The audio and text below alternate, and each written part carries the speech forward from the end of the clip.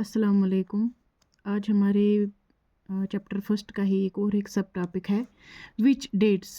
जैसे कि हमने पहले पिछले पढ़ा था कि डेट्स इम्पॉर्टेंट हिस्ट्री में सिर्फ डेट्स ही नहीं होती हैं, उन डेट्स के पीछे बहुत सारे इवेंट्स होते हैं, फिर जाके वो एक डेट निकलता है। तो जो कहते हैं कि हिस्ट्री सिर्फ डेट्स के ही आसपास होती है, ऐसा नहीं होता है, क्योंकि उन डेट्स के पीछे बहुत सारी चीज़ें छुपी हुई होती हैं। तो यहाँ पे ये खुद ही कह रहा है कि कौन सा क्राइटेरिया हम चूज़ करेंगे जो हम लिखेंगे। अगर हम लिख रहे हैं कुछ, उस स्टोरी के पीछे भी बहुत सारी एक इम्पॉर्टेंस होती है। हाँ, तो जब वो हम लिखते हैं, फिर वो एक पर्टिकुलर डेट बन के आ जाता है, उसके पीछे भी बहुत सारे इवेंट्स हुए होते हैं जो बहुत ही इम्पॉर्टेंट होते हैं, और हम स्टडी करते हैं, वो हम पढ़ते हैं। जब हम फिर किसी चीज़ को पढ़ते हैं, वो आगे एक नया रोल प्ले करता है हमारे आगे आने वाली हिस्ट्री जो हम पढ़ते हैं। जैसे कि मैं आपको एग्जांपल दे देती हूँ एक। अगर हम आगे जाके जब आप पढ़ोगे रिवोल्ट ऑफ 1857, लेकिन वो रिवोल्ट ऑफ 1857, चाहे अगर हम 1857 की बात करेंगे, लेकिन उससे पहले जो हिंदुस्तानियों पे जो जुल्म हुआ था, ब्रिटिशर्स ने जो किया था, वो उस चीज़ से कितना तंग आए हुए थे कि वो फाइनली रिवोल्ट करने पे, रिबेलियन बनने पे मजबूर हो गई। इस तरह से रिवोल्ट ऑफ 1857 या एक ही वो डेट नहीं है, उसके पीछे की जो हिस्ट्री है वो आप आगे देखोगे। इस तरह से ये कहता है कि जब ब्रिटिशर्स यहाँ पे आए, जो ब्रिटिश हिस्टोरियंस थे, उन्होंने इंडिया में क्या लिखा, किस बारे में लिखा। जब वो यहाँ आए, ये जाहिर सी बात है कि वो हिंदुस्तान के बारे में नहीं लिखते, वो अपनी हिस्ट्री लिख रहे थे, वो अपने बारे में लिख रहे थे। वो क्या लिखते थे कि उनके लिए क्या इम्पॉर्टेंट होता था, बहुत ज़्यादा क्या इम्पॉर्टेंट होता था उनके लिए, कि जैसे कि उन्होंने लिख दिया, हिस्टोरियन से स्टार्ट किस तरह से किया कि जैसे कि उन्होंने 1765 में उन्होंने बाकायदा मतलब यहाँ आगाज़ कर दिया था अपने रूल का। तो उन्होंने किस तरह से लिखा कि हमारा फर्स्ट गवर्नर जनरल कौन था, क्योंकि गवर्नर जनरल उनके लिए बहुत ज़्यादा अहमियत रखता था ये ओहदा।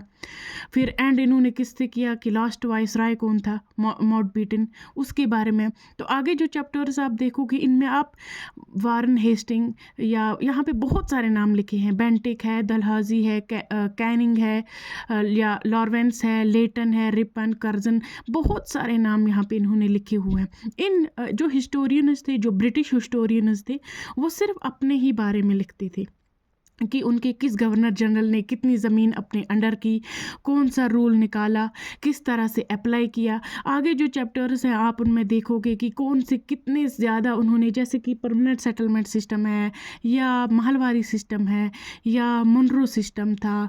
आगे आप देखोगे कितने ज़्यादा इन लोगों ने चीज़ें लिखी है, उस बारे में ये लिखते थे। कभी भी इन्होंने ये चीज़ नहीं लिखी थी कि हिंदुस्तान के हवाले से, नहीं, ये अपना ही लिखते थे। ये जो हिस्टोरियंस थे, ब्रिटिश हिस्टोरियंस थे, ये अपना ही लिखे थे। कहता है यहाँ पे, फिर ये सवाल करता है, can we not write about the history of this period in a different way. हम लिख सकते हैं, हम उस, अगर हम देखेंगे, अगर हम उस पीरियड को देखेंगे, जो जो हिंदुस्तानी थे, उन्होंने तब हिस्ट्री को किस तरह से लिखा, तब उन्होंने हिस्ट्री को किस तरह से लिखा। जैसे कि मान लो हम अगर तब हिंदुस्तान के बारे में लिखते, तो हम यही लिखते कि ब्रिटिशर्स आए, वो आते ही पहले उन्होंने कितने ज़्यादा इम्पोज़ किए रूल, फिर उस से क्या हुआ, जैसे कि पहले ही सालों में फिर बंगाल में कहत साली आ गई, 10 मिलियन लोग मर गए, तो उससे बहुत ज़्यादा नुकसान हुआ। एग्रीकल्चर यहाँ का बिल्कुल ही ख़त्म हो गया। वो अपनी मर्ज़ी के क्रॉप्स कल्टीवेट कराना चाहते थे। वो रेवेन्यू सिस्टम उनका बिल्कुल ही बहुत गलत था। वो टैक्स ज़्यादा लेते थे किसानों से। जब कंपनी दीवान बनी, ये सारी चीज़ें आप आगे चैप्टर्स में देखोगे। लेकिन यहाँ पे खुद ही सवाल कर रहा था कि इस हिस्ट्री को हम हिंदुस्तानी, जो इंडियन हिस्टोरियंस थे, वो तब इस तरह से लिखते। ऐसा नहीं होता है कि हिस्ट्री एक ही पॉइंट किसी ने लिख दिया तो वही हिस्ट्री है। हमारे हिसाब से हिस्ट्री हमारी अलग थी, उनके हिसाब से अलग थी। जैसे कि ब्रिटिश हिस्टोरियंस थे, वो अपने ही बारे में लिखते थे, अपने गवर्नर जनरल्स के बारे में लिखते थे, उनकी हुकूमत के बारे में लिखते थे, उन्होंने जो लाज बनाए होते थे वो लिखते थे। ये फिर खुद ही सवाल करता है, अगर हम लिखते तो इंडियन हिस्टोरियंस जो थे वो अलग वे में लिख रहे थे, वो भी आप आगे देखोगे। तो कहता है कि हम when we write history or a story, we divide into chapters. Why do we do this?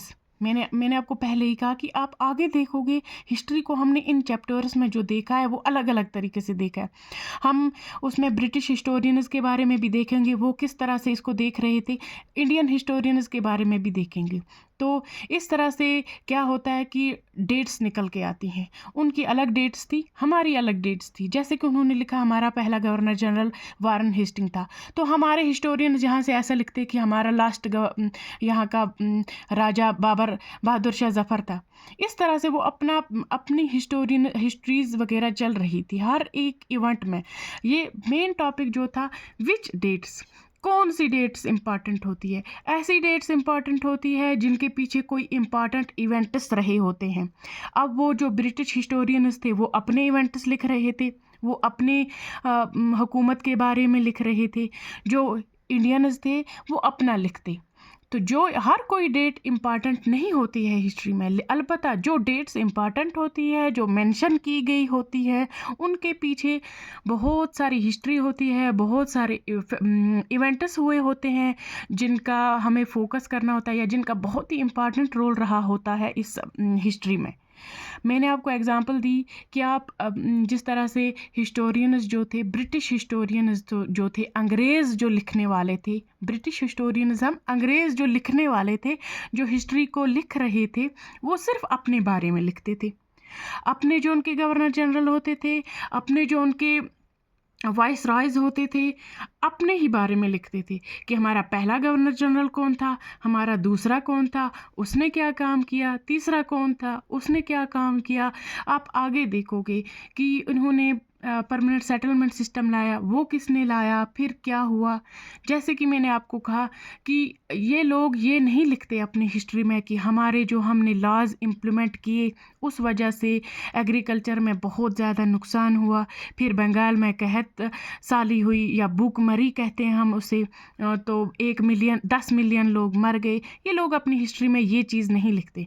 अलबत्ता अगर हम लिखते, हम हिंदुस्तानी जो इंडियन हिस्टोरियंस थे उन्होंने अपनी हिस्ट्री में ये छपा होगा। तो जो आपकी ये वाली हिस्ट्री है 8th की मॉडर्न इंडियन हिस्ट्री, इसमें हम यही पढ़ेंगे कि ब्रिटिशर्स किस तरह से आए, यहाँ पे उन्होंने कब्ज़ा किया। आप इसी हिस्ट्री में देखोगे कि फाइनली उनको यहाँ पे से फिर जाना पड़ा, वो स्ट्रगल भी आप देखोगे।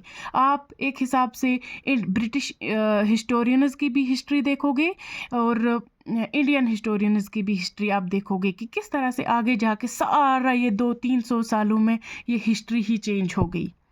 तो इस तरह से विच डेट्स आप याद रखना कि विच डेट्स, कौन सी डेट्स इंपॉर्टेंट, कोई सेट ऑफ डेट्स इंपॉर्टेंट होती हैं, लेकिन उनके पीछे भी एक स्पेसिफिक कहानियाँ होती हैं। तो ब्रिटिशर्स जो थे वो अपने बारे में लिखते थे। अब अगर ये कहता है कि अगर हम लिखते इस हिस्ट्री को तब के पीरियड में, तो हम अलग लिखते। इंडियन हिस्टोरियंस जो थे वो अलग लिखते, क्योंकि जो ब्रिटिशर्स थे वो अपने ही गवर्नर जनरल्स के बारे में लिख रहे थे, वो अपने ही गवर्नर जनरल्स के बारे में लिख रहे थे, क्योंकि उनके लिए गवर्नर जनरल्स का एक ये बहुत ही इंपॉर्टेंट रोल अदा करते थे। इसलिए वो उसकी एक्टिविटीज़ लिखते थे जिसमें इंडियंस कहीं भी फिट नहीं होते थे। उनके लिए ये खुद ही कह रहे हैं, Indians simply do not fit, they have no space, what then do we do. हम क्या करते, हम अपना ही फॉर्मेट लिखते। जो इंडियन हिस्टोरियंस होते वो अपना ये फॉर्मेट लिखते कि उसमें हमारी डेट्स होती, हमारी अलग ही हिस्ट्री उसमें होती। इस तरह से आपने देखा कि कौन सी डेट्स इंपॉर्टेंट होती है, डेट्स के पीछे इवेंट्स है वो इंपॉर्टेंट होते हैं। हिस्ट्री में सिर्फ डेट्स ही इंपॉर्टेंट नहीं होती हैं, उनके पीछे जो इवेंट्स हैं वो भी आपको याद रखने। अगर आप इवेंट्स स्पेशली याद रखेंगे तो डेट्स आपको खुद ही याद हो जाएंगी। अगर आप कोई एक डेट याद रखोगे, जैसे कि आप आगे चल के देखोगे कि आपको समझ आ जाएगा कि हमें किस तरह से हिस्ट्री जो है, ये वाली हिस्ट्री जो है स्पेशली, ये हमें एक कहानी की तरह पढ़नी है। तो यहाँ कहानी का स्टार्ट इसलिए होता है कि अंग्रेज़ यहाँ पे आए, उन्होंने अपने बारे में लिखना शुरू किया। यहाँ पे उन्होंने हुकूमत की कितने भी साल की, वो आप आगे देखोगे। लेकिन डेट्स आपने देखा, अब कौन सी पार्ट इम्पॉर्टेंट है। आपका कोई भी सवाल होगा आप कमेंट सेक्शन में ज़रूर लिखिएगा। बाकी अपना ख्याल रखिएगा। अल्लाह हाफिज़।